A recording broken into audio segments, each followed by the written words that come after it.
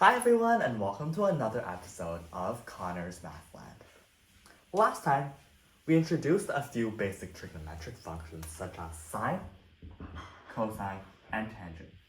As you might recall, within a right triangle, if this angle is alpha and this is opposite, adjacent, and hypotenuse, the sine of alpha would be opposite over hypotenuse, the cosine of alpha would be adjacent over hypotenuse, and the tangent of alpha would be opposite over hypotenuse. Now, a natural wonder would be this. Are there any special values of angles that we can find the sine, cosine, and tangent of easily? And are there any special right triangles that we can compose to create those values? Well, there sure are, and that's what I'm here to explain today. The first special angle that I will introduce is 45 degrees. In other words, we are able to easily find sine of 45, cosine of 45, and tangent of 45. However, to explain this, I will explain the right triangle composition and then I will solve each of these values. So if I have a right triangle with degrees 45, 45, and a right angle here, the side lengths must be A, and square root of 2. In other words, whenever a triangle has its angles 45, 45, and 90 degrees, the ratio between the three sides must be 1 to 1 to square root of 2, where the square root of 2 side is the side that is opposite to the right angle. However, why is this? Well, in any isosceles triangle, when these two angles are the same, these two sides must be congruent. This is the exact same. If the two angles are 45 degrees and 45 degrees, they are the base angles, and these two sides have to be the same. This is an extremely important principle in geometry, so it's important that you understand this well. However, why does this mean that the ratio is going to be 1 to 1 to square root of 2? Another thing that we can use here is the Pythagorean theorem. Because this is a right angle, if we set both of these as A, the hypotenuse is going to be A squared plus A squared, but taken the square root of. This equates to square root of 2A. Note how these two pictures are the exact same, showing that the ratio of the three side lengths are 1 to 1 to square root of 2. However, not only can we find the side lengths from the angles, but we can also do it vice versa. If we have a triangle that is A, and root 2A, in other words, if the ratio of the three sides is 1 to 1 to root 2, we can also find the according angles. Why can we do that?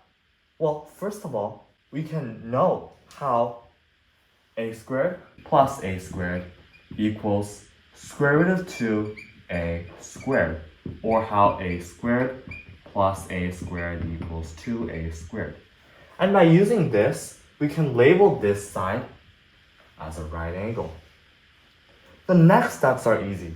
Because these two sides are the same, we can also know that the two angles must be the same, and hence must be 45 degrees. So we can prove this both ways, by knowing the angles and getting to know the sides, or by knowing the sides and getting to know the angles. Therefore, we can find these three values.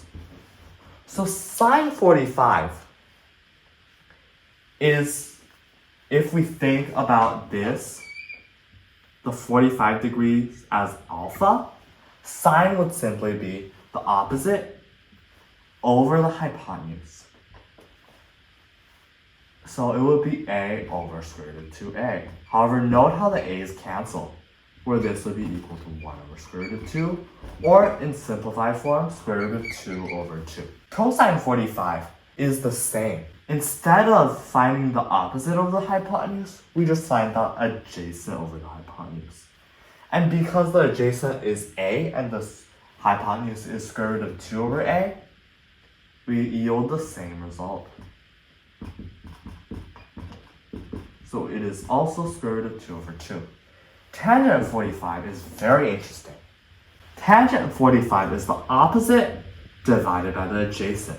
The opposite is A and the adjacent is A. Therefore, what is the ratio? The ratio is simply 1. Let me circle the important final ratios.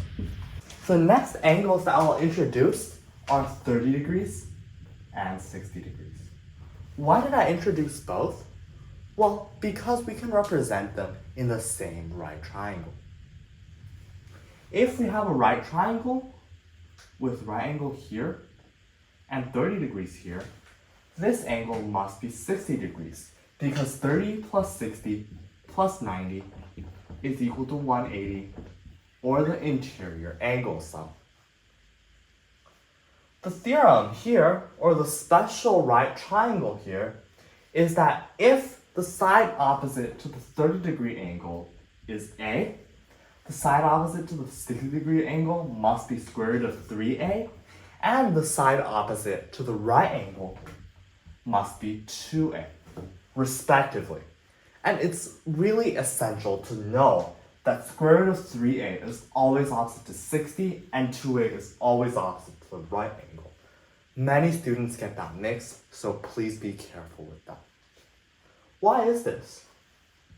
If we draw an equilateral triangle,